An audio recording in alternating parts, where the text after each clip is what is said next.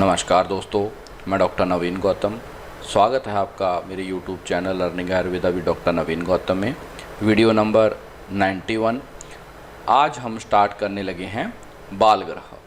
बाल ग्रह टोटल जो टॉपिक है ये 6 वीडियोज़ में कंप्लीट होगा और डेली हम इसका एक वीडियो अपलोड करेंगे। तो सबसे पहले देखते हैं इंट्रोडक्शन टू बाल ग्रह। बाल ग्रह की बात सबसे पहले संख्या देखेंगे। तो संख्या के लिए मैं आपको एक कोड बताऊंगा। तो इसके लिए कोड है सुरमा भाइयों का रावण सब। इसके लिए कोड है सुरमा भाइयों का या रावण सब। का मीन्स अगर हम यूपी बिहार की साइड में देखें तो का मतलब होता है या। तो सुरमा भाइयों का रावण सब। तो सुरमा भाइयों क्या है देखते हैं। तो सुरमा की बात करें तो आइए सुरमा को डिकोड करते हैं।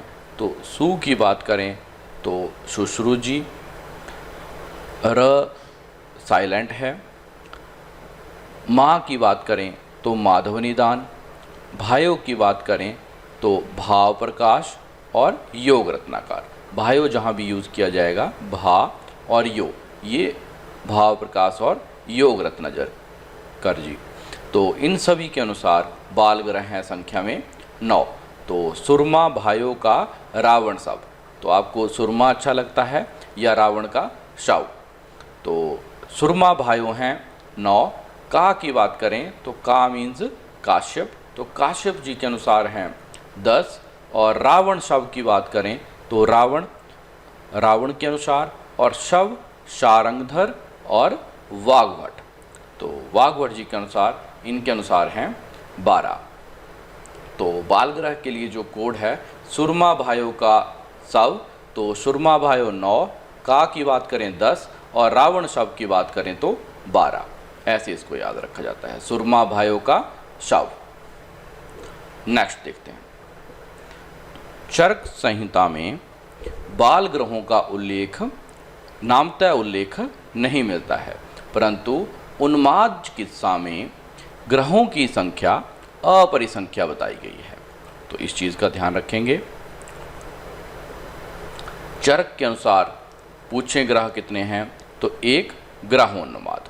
ये भी कई बार क्वेश्चन पूछा गया है। अगर 1 पूछा जाए तो 1 आप यहाँ से लगाएंगे। पहला ऑप्शन अपरिसंख्या और दूसरा अगर अपरिसंख्या ना हो तो एक जो है वो है ग्रहोन्माद।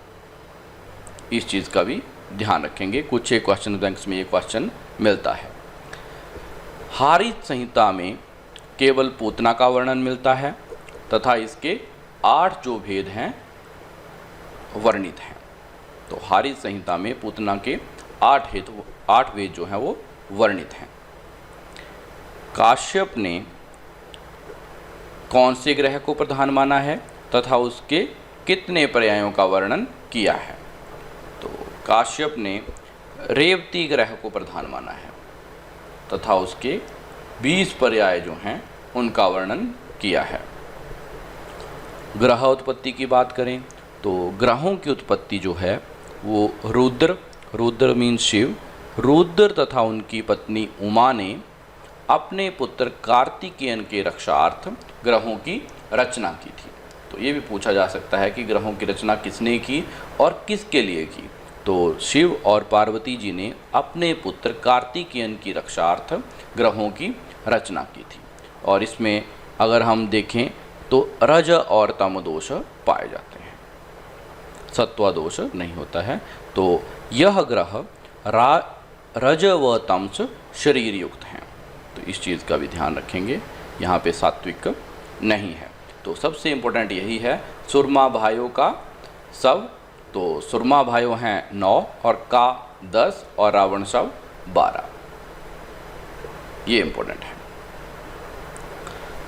बाल ग्रह पूर्व रूप की बात करें तो इसके पूर्व रूप में सतत रोदन व ज्वर। तो इन दोनों को बोथ में लगवाता है, तो आप ध्यान में रखेंगे ये पूर्व रूप हैं सतत रोदन व ज्वर। बाल ग्रह अधिपति कौन से हैं तो ये हैं स्कंद ग्रह। बाल ग्रह आक्रमण काल, तो ये काल जो है 16 वर्ष तक बताया गया है। ये एज इट इज़ ही क्वेश्चन पूछे जाते हैं, उसी वे में यहाँ पे रखे गए हैं। बाल ग्रह भेद की बात करें तो इसमें 2 भेद बताए गए हैं, पुरुष व स्त्री वर्गीय, और ये रज और तम प्रधान होते हैं। फिर से यहाँ पे मैंने रिपीट किया है। तो बाल ग्रह भेद कितने हैं ऐसे पूछा जाए तो संख्या में हैं 2, और 2 कौन कौन से हैं? पुरुष व स्त्री वर्गीय। ग्रह और उनके देवता सृजन किस किस से हुआ है तो ये हम देखेंगे। स्कंद की बात करें तो स्कंद का सृजन हुआ है शिव से। स्कंद अपस्मार की बात करें तो स्कंद अपस्मार का अग्नि से। नैगमेश की बात करें तो नैगमेश का हुआ है पार्वती से। और पूतना की बात करें तो पूतना कार्तिकेयन के पवित्र जन्म स्थल से, जहाँ पे कार्तिकेयन का पवित्र जो जन्म स्थल है वहाँ से पूतना की उत्पत्ति हुई है। मुखमंडिका की बात करें, इसकी उत्पत्ति मुखमंडिका की कार्तिकेयन से हुई है। तो कार्तिकेयन के क्रुद्ध होकर मुख विकृत किया जिससे मुखमंडिका ग्रह उत्पन्न हुआ। तो ये स्टोरी है, इसको आप ऐसे याद रखें। स्कंद शिव से, स्कंद अपस्मार अग्नि से, नैगमेश पार्वती से, और इन तीनों को इसी ऑर्डर में पढ़ा जाएगा। स्कंद, स्कंद अपस्मार, नैगमेश।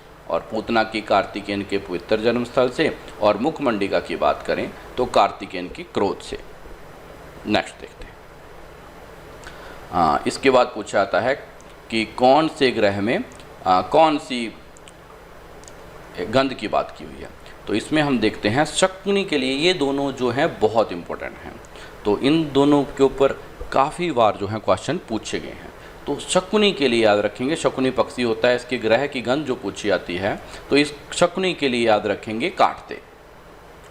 ठीक है, जो शकुनी पक्षी होते हैं वो बाहर जो फल होते हैं, कुछ भी होता है, उसको खाने के लिए दांतों से काट देते हैं। तो शकुनी के लिए याद रखेंगे काटते। तो काटते क्या है? कटु, और त से बात करें तो तिक्त।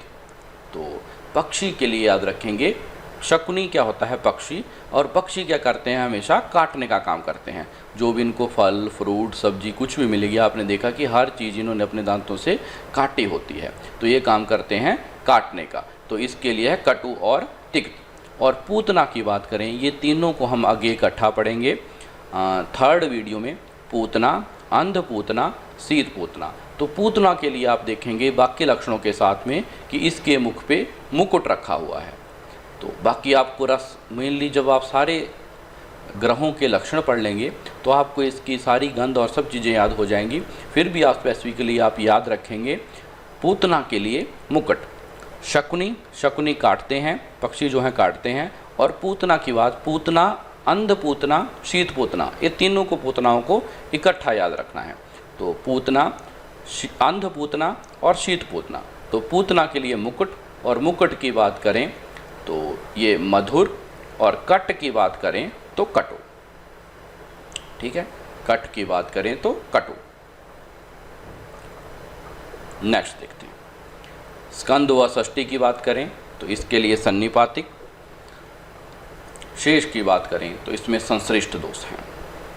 तो मेन जो आपने ध्यान रखना है वो शकुनी और पूतना के लिए यही 2 मोस्टली पूछे जाते हैं। बाल ग्रह कारणों की बात देखें तो ये 3 कारण इसमें बताए गए हैं, हिंसा, रति और बलि। तो हिंसक जो जिसमें बताया गया है वो होते हैं असाध्या, और रति में कष्ट साध्या, और बलि की बात करें तो सुख साध्या। तो इनको एज इट इज़ याद रखेंगे। बाल ग्रह कारण हैं हिंसा, रति और बलि। तो इनके लक्ष्य हिंसा के लिए असाध्या, रति के लिए कष्ट साध्या, और बलि ये सुख साध्य होते हैं। एज इट इज़ आपने इसको याद रखना है। नेक्स्ट देखते हैं। काश्यप ने बाल ग्रह कारण क्या माना है?